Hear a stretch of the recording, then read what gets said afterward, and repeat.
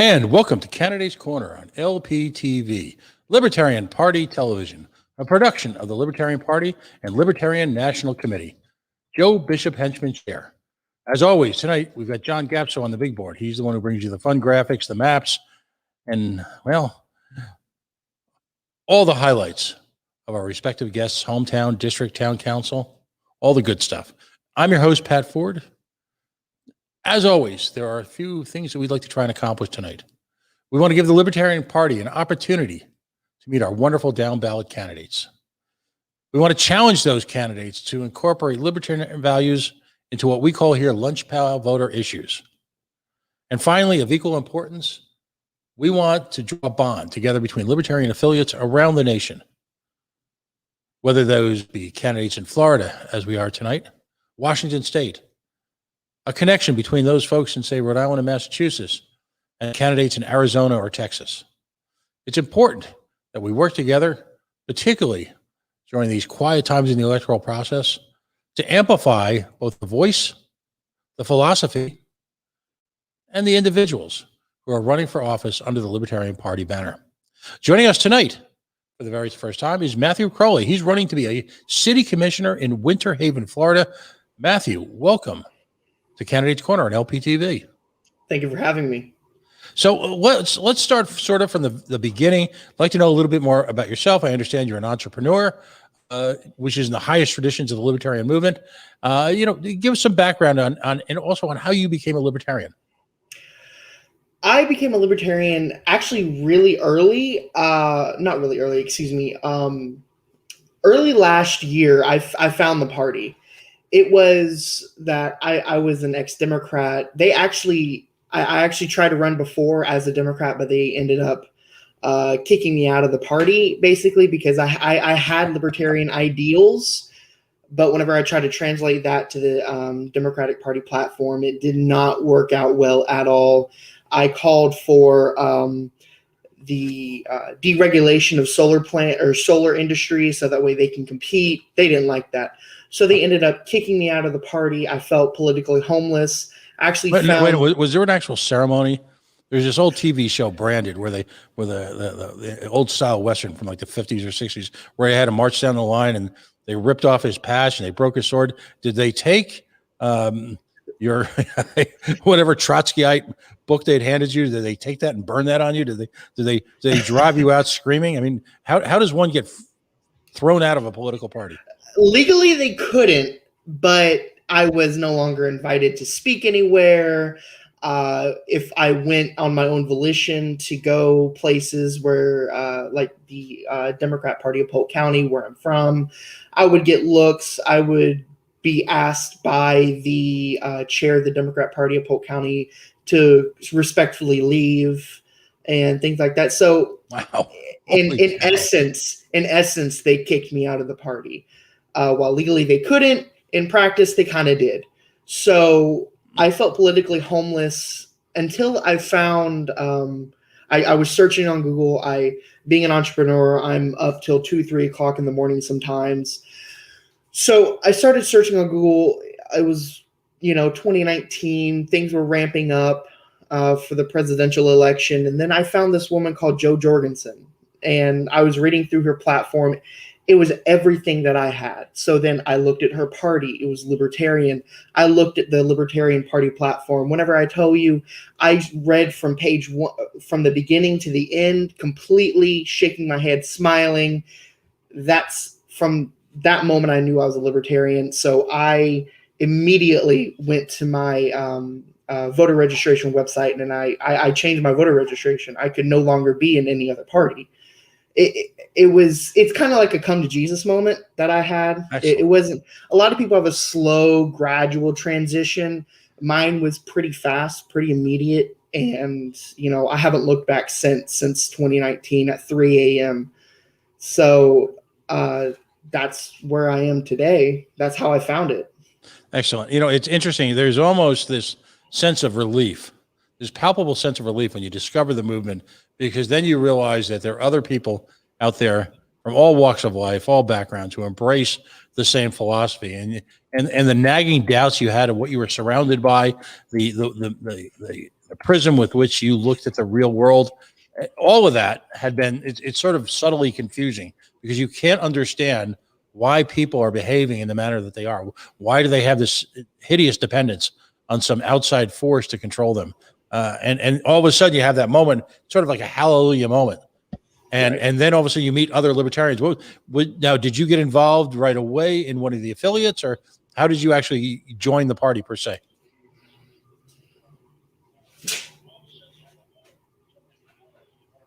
Oh, did you get me? I'm so sorry. I'm getting some feedback here. All right, No what was worries. the question again? I'm so sorry. Yeah, no worries. So, I mean, how did you get physically involved? You signed up, you changed your registration.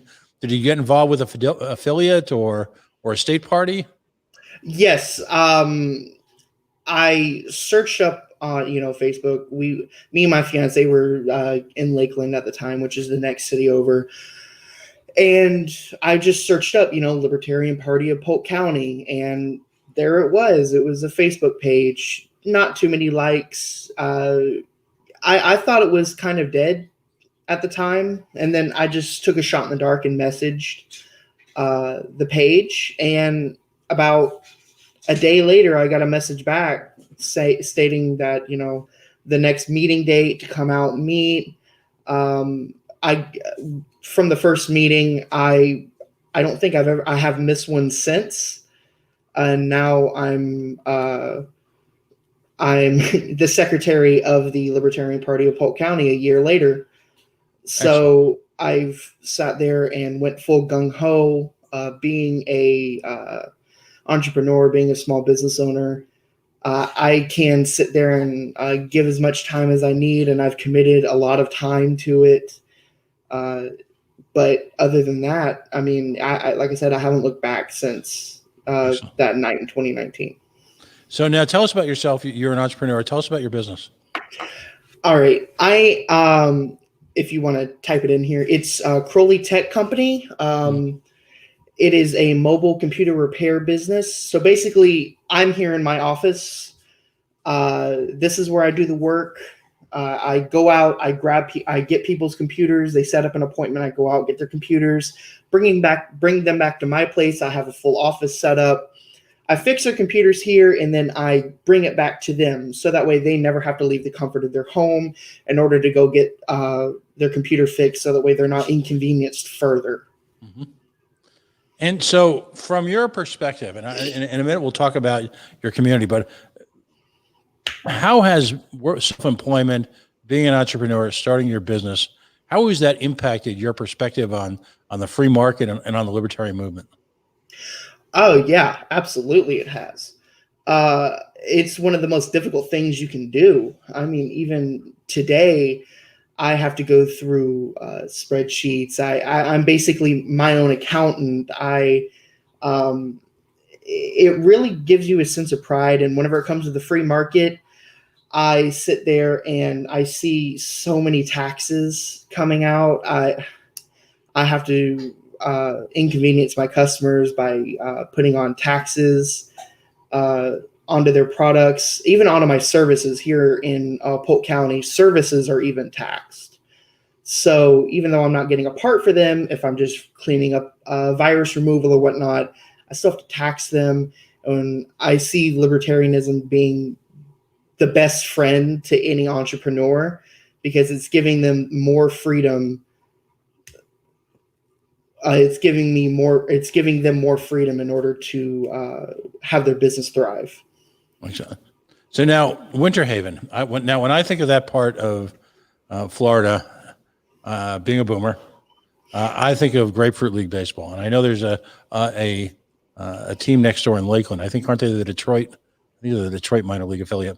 Yeah, the Detroit Tigers. Yep. So we've had a number. In fact, one of them just said hi to you. Joe Hunish said hi to you.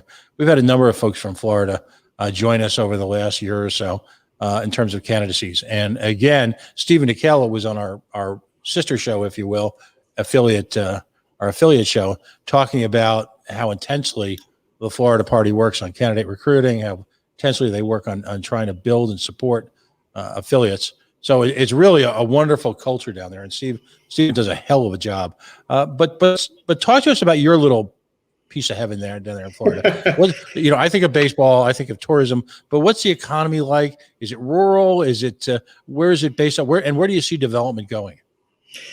It is. I can tell you one thing. Winter Haven has come from a rural community, real small community of. Now we're a city of 44,000 people. Historically, we were very rural, backwoods, Florida, swamp. But today, we are definitely seeing the tourism industry come back to Winter Haven. If you remember Cypress Gardens theme park, I see Meg down there. If you remember Cypress Gardens theme park, that was a huge thing. The very first theme park in America. I mean, it was huge, but slowly and surely, and the 2008 mortgage crisis took it out of commission. It was closed, but it has slowly been coming back with Legoland Florida, the biggest Legoland in the United States, and I do believe the world. And now they're talking about adding a Peppa Pig section to the park. So whenever Legoland came back, you've seen the tourism come back. You've seen that area of town really pick up again. Now you have a cigar lounge, you have Tijuana Flats, sushi places. It's really coming back in the area of town, but the problem is that you're not seeing that same growth in other areas of the city. In the older parts of the city, like Lutheran Park or Janville Village, you're not seeing that growth. You're actually seeing it die. And even in downtown, honestly, I don't like saying it, but downtown in my city is dying. Legoland honestly has helped that out a little bit, but the city isn't doing anything to spur job growth in other parts of my city. So what type of accommodations has the city had to make when you have a mega theme park come into town? Is it right outside of town, and does it tend to push business into town in terms of entertainment? Whenever it comes to accommodations, they really haven't had to make a lot because Legoland basically took over the old Cypress Gardens theme park area. They kept the gardens of Cypress Gardens theme park and the ski shows and whatnot. But the biggest accommodations that we've had to make is Legoland Resort. And whenever the last part of your question is actually ties into Legoland Resort. Whenever Legoland first came to Winter Haven, they had a bus line that connected the theme park to downtown Winter Haven. Well, whenever they built their resort, they cut that bus line. Legoland said that we're not paying for this anymore, so they cut it. And that has kind of weakened downtown a little bit. Mm-hmm.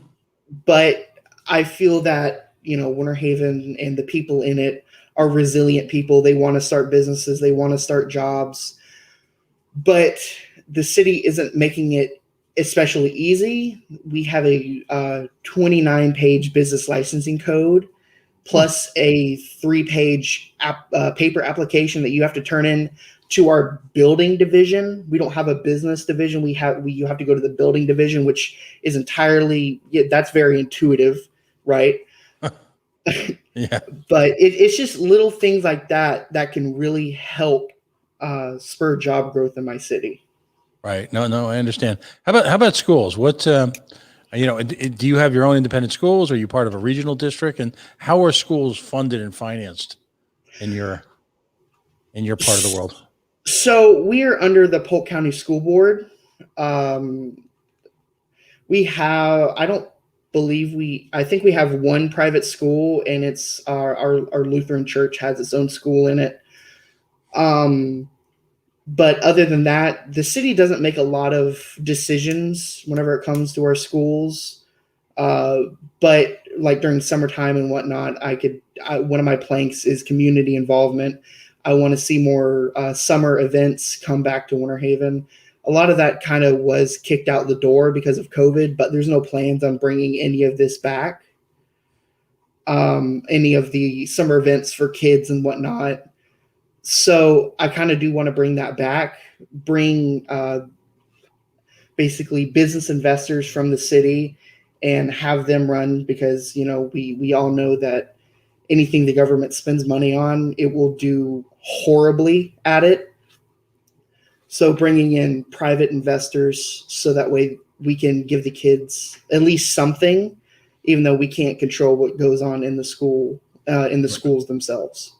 No, that's fascinating. I mean, so you see the value then of private investment as opposed to sort of this overarching government structure, both in terms of education and you know, disruptive style entrepreneurship. Exactly. Yeah, I do. Is there a sort of commerce committee for the town, or is it just sort of left up to the fates right now? We do have a chamber of commerce. They are very, very powerful in our city. There's a big three in our city. That's Main Street, Winter Haven, which is basically, I call it an HOA for downtown. For downtown businesses, they tell you what to sell, what to price point, everything like that. If you don't like it, they can kind of price you out. You have 610 LLC, which owns every single building in downtown Winter Haven. And then you have the Chamber of Commerce. And they all kind of work together in order to kind of stifle a lot of that competition that I see could come to Winter Haven. Yikes. So there's 610 LLC. Is that a private company, or is that a... It is private, but they do receive massive grants from the city government. Basically, what the city government will do is they'll use eminent domain. They've done it before recently in the past.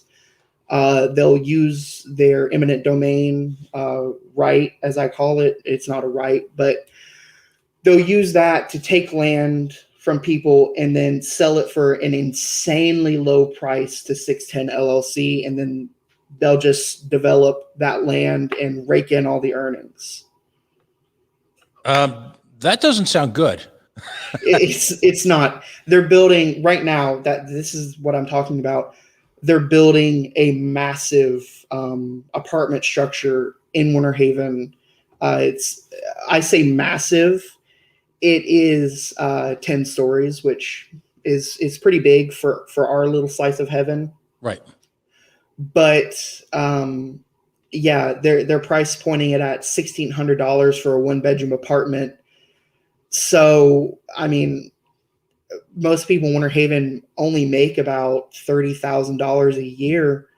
You know, who are they trying to bring in, you know? And the city is giving them, you know, massive tax breaks and whatnot. They only have to pay about $10 a year for their property tax and whatnot. Holy cow. You know, I've heard some, and by the way, this is one of the things that's sort of fun about this show, because you're meeting different people from different communities who have obviously wildly different ways of doing it. It sounds like they've done the whole picking winners and losers thing to an extreme. Exactly. It's a massive extreme. How does the community feel about that? I mean, I'm sure the people who are involved in it are quite pleased with themselves. You know, every day is a holiday, I guess, if you belong to the 610 ownership. But how does the community feel about tax dollars going to subsidize private businesses in conjunction with eminent domain? Well, if you're not paying attention, they don't really know about it. I'm going to be honest. Most people in our city, whenever I bring up this fact, they look so shocked that it's unbelievable. But the government isn't. While by law they have to be transparent, you know, Florida has the Sunshine Law, but if you're not actively going to the city commissioner meetings, actively reading the minutes, reading the agenda, you're going to have no idea. And most of these minutes and agendas have legal jargon and whatnot that people aren't going to really understand. So my dog's back there, excuse me. While they legally have to show all of this. That doesn't mean they have to broadcast it, and they really don't. So if you're not paying attention, which most people in Winter Haven really don't, sadly, they really don't know.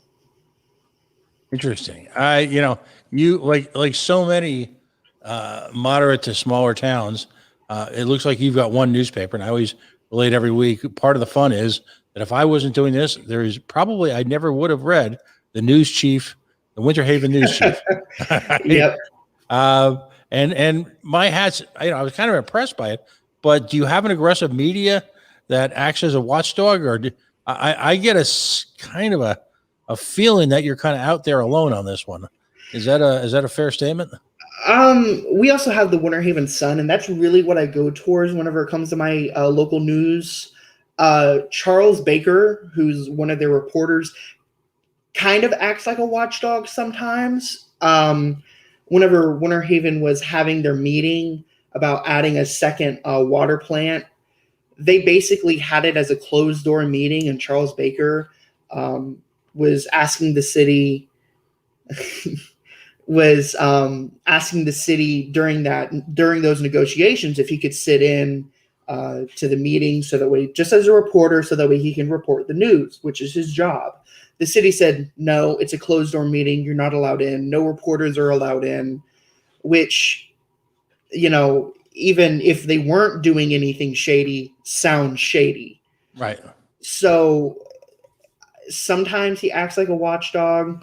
Other times there's not a lot going on in the city besides some really big events every now and then. Right. But there's no specific,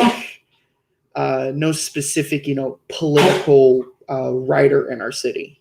Now, is this talking about the desalination plant that they're talking about? I mean, you're looking at a $200+ million loan to build water infrastructure for a town of how many citizens in Winter Haven? 44,000. That's as we say up here in Rhode Island, that's a whole lot of skidall for not a huge town. Right. So right now, and by the way, is the town government, is it Republican? Is it Democratic? Is it a mixture? What's sort of the chemical makeup, if you will, of the town's political elite? Ahoy polloi. The multi-generation people that are here, they do lean more Republican.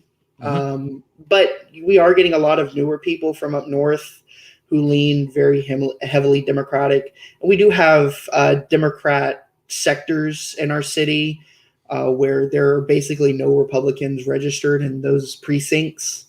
But overall, actually, the main voting demographic in the city is nonpartisan.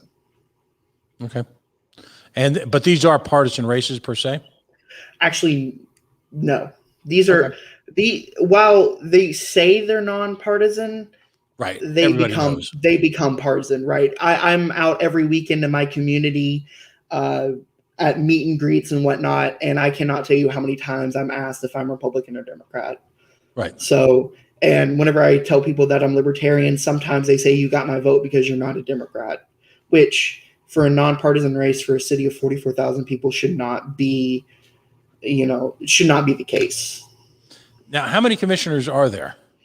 There are 5. There are 5 commissioners, and one of them is elected mayor every year by those 5 commissioners. And they do this by arm wrestling, or is this sort of where the sausage is made? It's a favorites game. Right. I always say whenever I'm elected, I'm never going to be elected mayor because they're all going to hate me. So, young man, consider that a badge of honor. Right.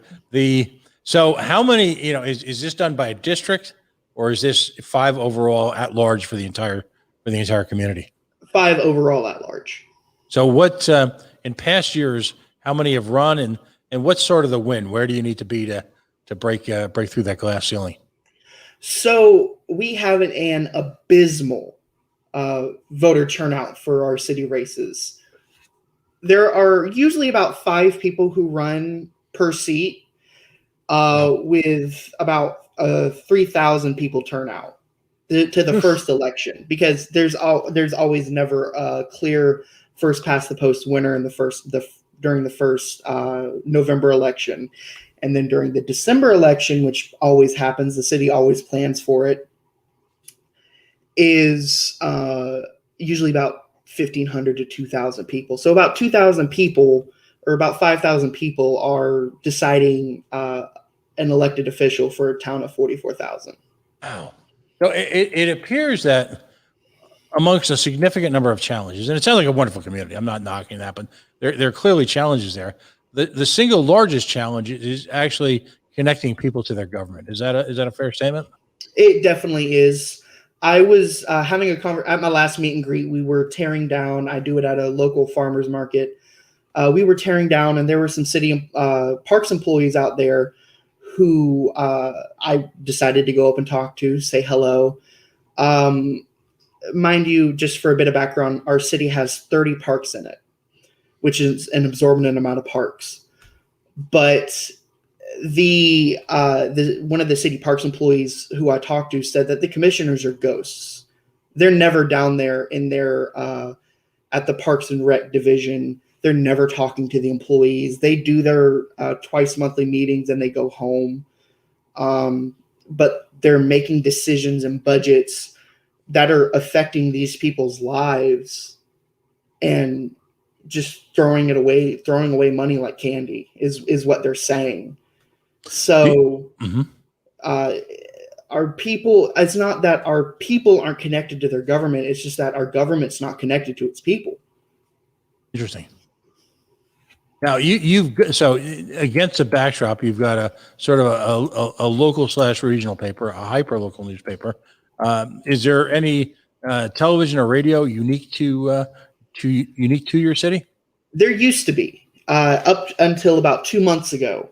Whenever there used to be a local station that's been around since 1943. It was one of the oldest radio stations in Polk County until the city bought the station and is tearing it down. So that's the way that it works. It sounds if there was a moment in one of the great American cinema verities of all time, in a dramatic moment where two of the principal counterparts met one of their young life foils. The line was, "Boys, sounds like you need a whole lot of churching." And of course, I'm talking about the great American film classic, The Blues Brothers. It sounds like your town needs a whole heap and dose of liberty. It definitely does. Do you think we should parachute in people? Should we call super social media expert Caitlin Cloven just to do a geo fencing truth bomb to the city or something else like that? Young man, and you're a young man to me, I'm sorry, but a young man, I have interviewed a whole lot of candidates in the last year and a half, and it sounds like this is a beautiful community that is absolutely run like a company town. It is.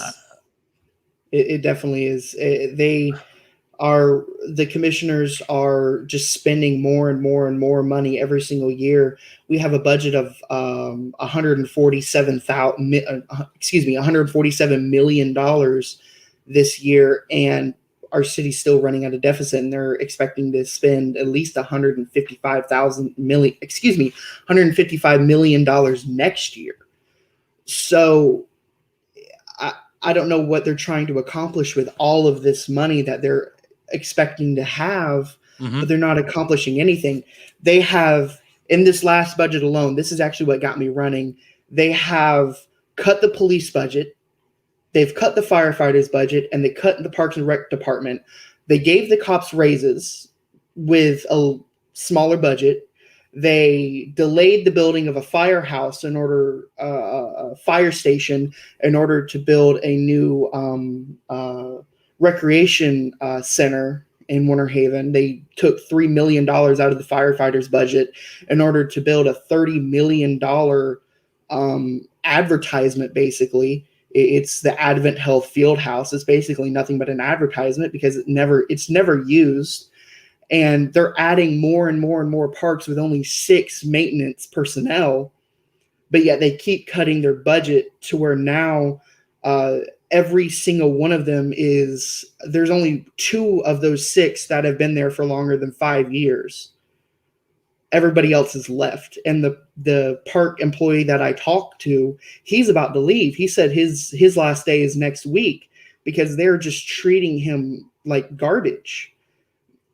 He has to take care of 55, I think he said 5,000 acres for that Advent Health Field House by himself. Wow. Folks, if you're just joining us, my name is Pat Ford, and I'm hosting Kennedy's Corner. Joining us tonight is Matthew Crowley. He is running to be the Winter Haven, Florida City Commissioner, one of 5 elected positions. This is a 2021 race, which we're thrilled to have him involved because it sounds, by the light of it, his community needs, and I'm not even kidding. This sort of gallows humor is a veneer for being thoroughly appalled. It sounds like he is the only real liberty hope for a company town, which is being run by and for a few vested interests, being fueled by the tax dollars of the community that he is asking to steward, not manage, not control, not, wow.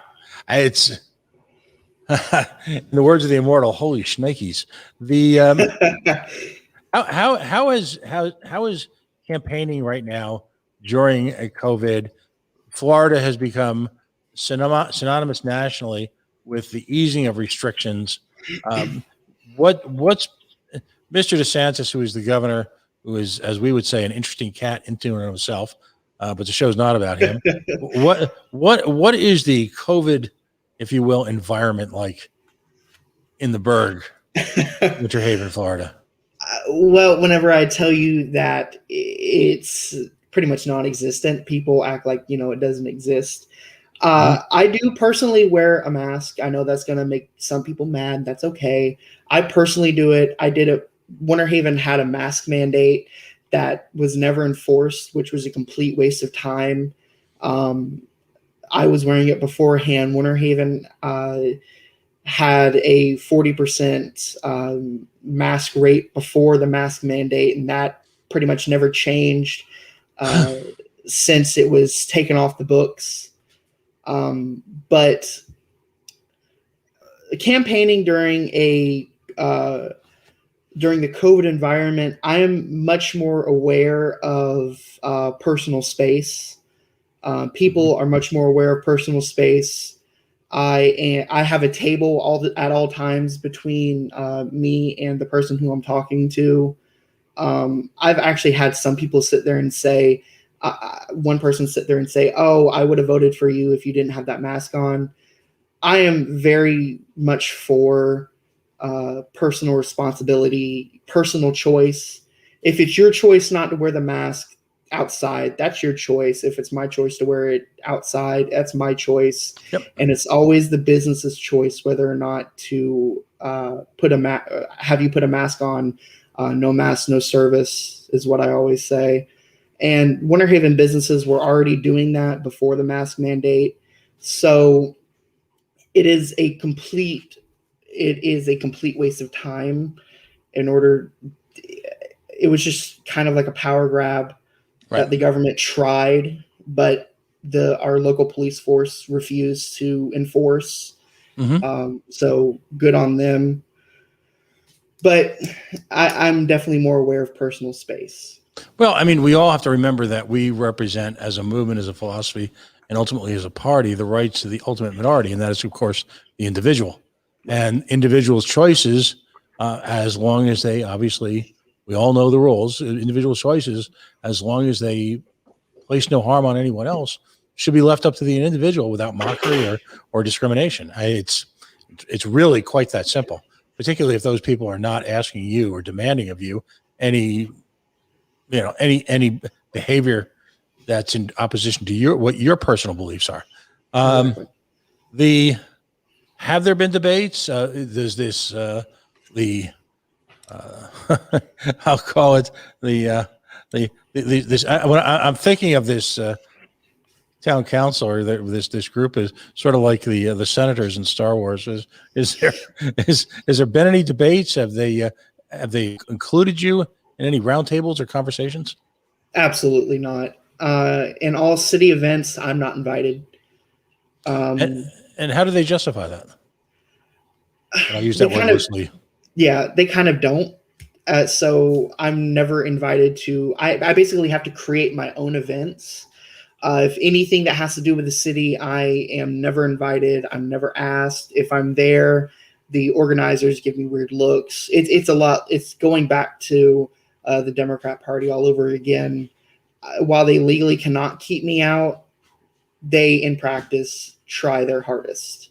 Right.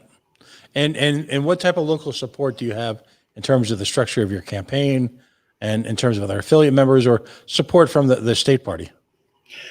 I have a lot of support from my local affiliate. They actually just endorsed me last Monday. Well, endorsed as in they said, "Here's some money." No, I'm very supportive of my local affiliate, and they're very supportive of me. Whenever it comes to my local community, it's actually been the older demographic that has the multi-generational people that have been there since the city was founded, that has actually said that, yes, it is time for change. I'm tired of this. I don't know who my commissioner is. And the people who do know the person who I'm running against, they're like, yeah, anybody but him. I've had one person sit there and say, "Who are you running against?" And I said his name, and she went, "You don't have to say anymore. You have my vote."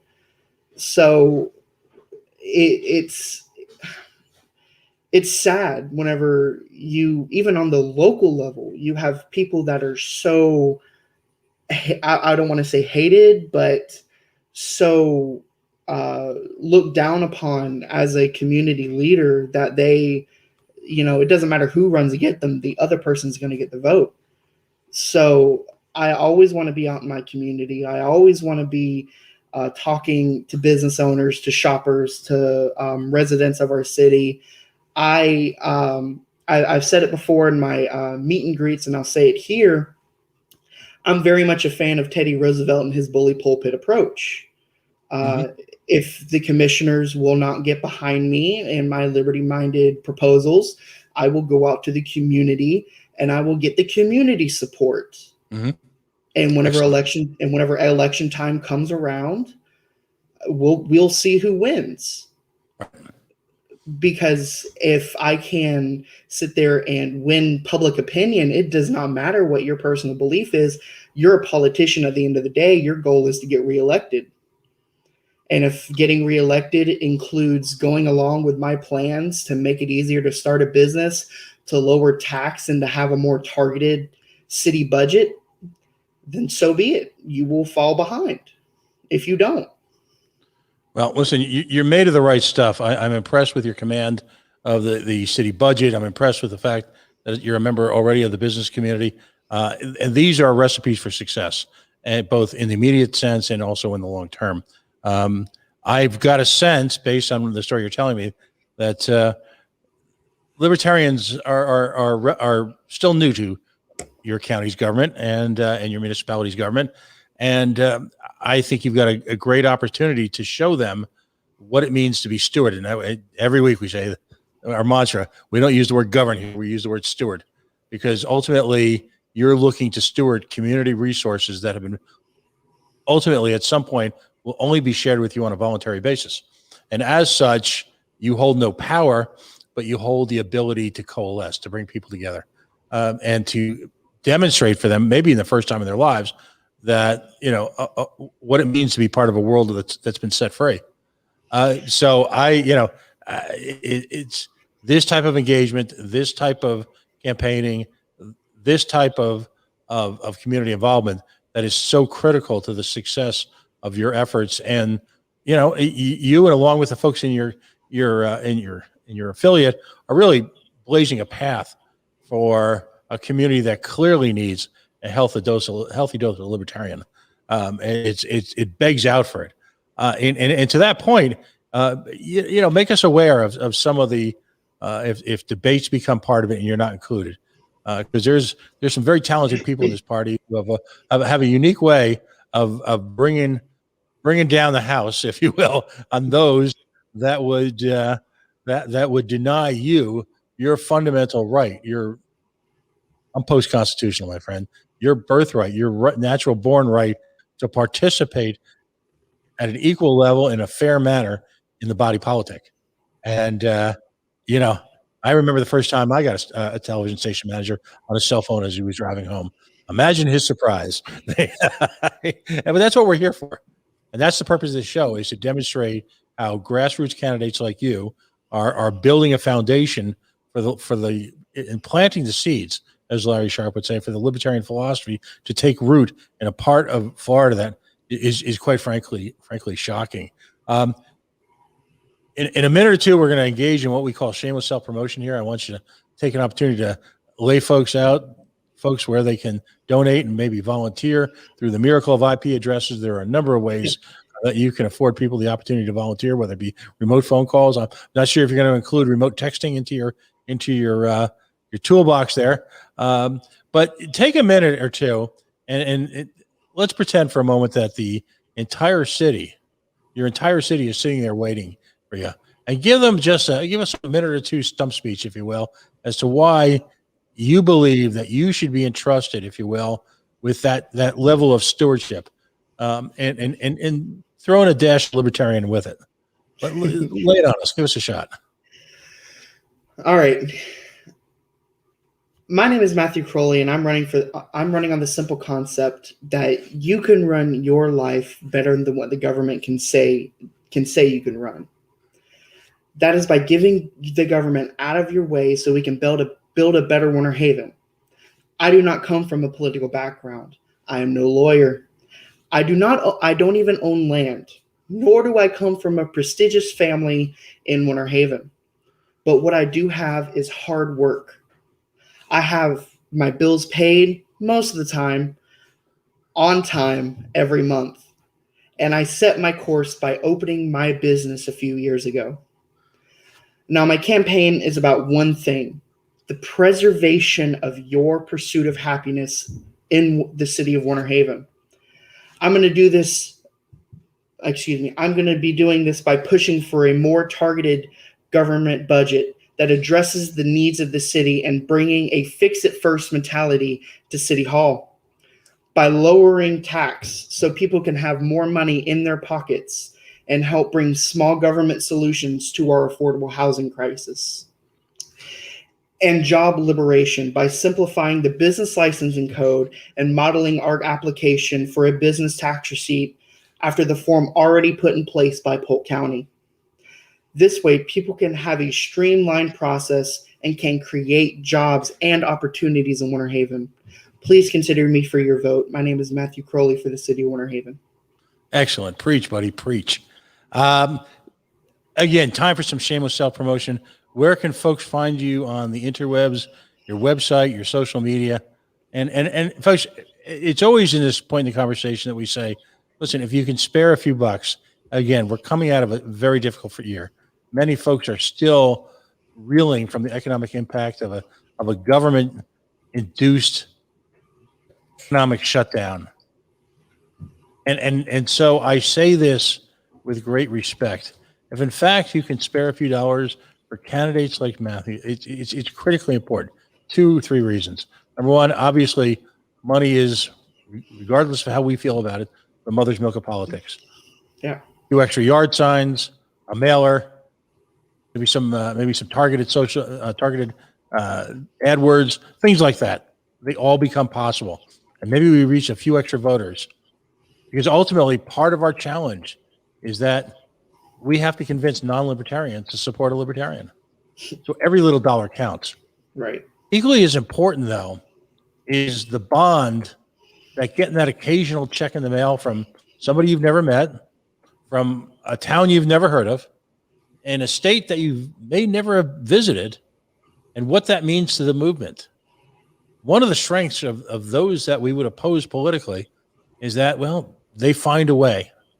And far be it from me to say to anyone that they need to donate to a particular candidate. But please, if you feel the will, any size donation matters exponentially to candidates like Matthew, just exponentially. The money is well spent, but it's not only just spent on a candidacy, it's spent on promoting a philosophy. And that's what we need a little bit more of. Listen, my hat's off to you. I serious about, let us know if there's things that can be done. You're a technical guy yourself. You fix and install computers for a living. I would imagine that you're going to be doing a lot of work as you approach your campaign digitally. Use this as a tool to reach out to the libertarian community nationwide.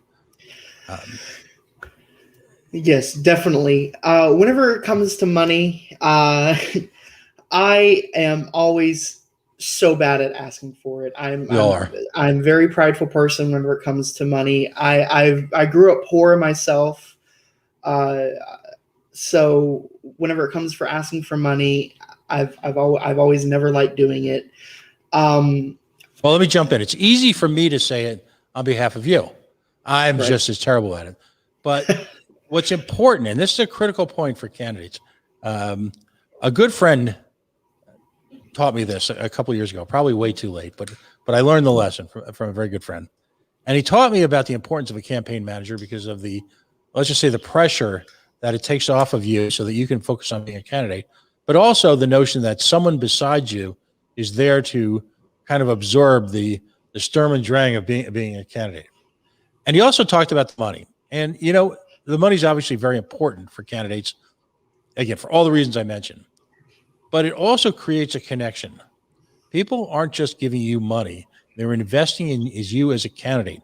And they're investing for you, not just as you personally a candidate, but what you represent in terms of the support to our philosophy, to our political movement, and of course, the Libertarian Party. The Libertarian Party exists to get candidates elected. But at the same time, we've got a philosophy, a statement of principles that we live by, literally, in our case, and you are a messenger for that. And that's why you deserve the opportunity, at least, even in these challenging times, for people to invest in you. They're not giving you charity. They're investing in you as a representative of liberty in a part of Florida that, quite frankly, is screaming out for it. So I get it. Again, it's easy for me to say, easy for me to give advice, and it's hard, but you'll learn, and we'll all grow on this together. So again, thank you so much for joining us. Keep us apprised of what's going on, and we wish you nothing but the best. When is Election Day? Election Day isn't until November 2nd, right. Because I'm so young, because I'm a political outsider, I decided to go ahead and get started extremely early, so Excellent. That way my name is just as known as those political elite in my city. Excellent. It's, again, critically important, often under promoted advice. You simply can't start early enough, particularly running as a libertarian, particularly your first time out. Name recognition, where you stand on the issues, and just people getting a personal sense of you, apart from what they've learned about you as a businessman and as someone who lives in town, is so very, very important. It can't be denied. Well, again, thanks for joining us. Folks, you've been listening to Candidates Corner on LPTV, a production of the Libertarian Party and Libertarian National Committee, Joe Bishop Henchman Chair. Again, a big thanks to John Gapso on the big board, who volunteers both on Monday and Friday nights after a full and rewarding day at work, like most of you. Monday, of course, our affiliate show.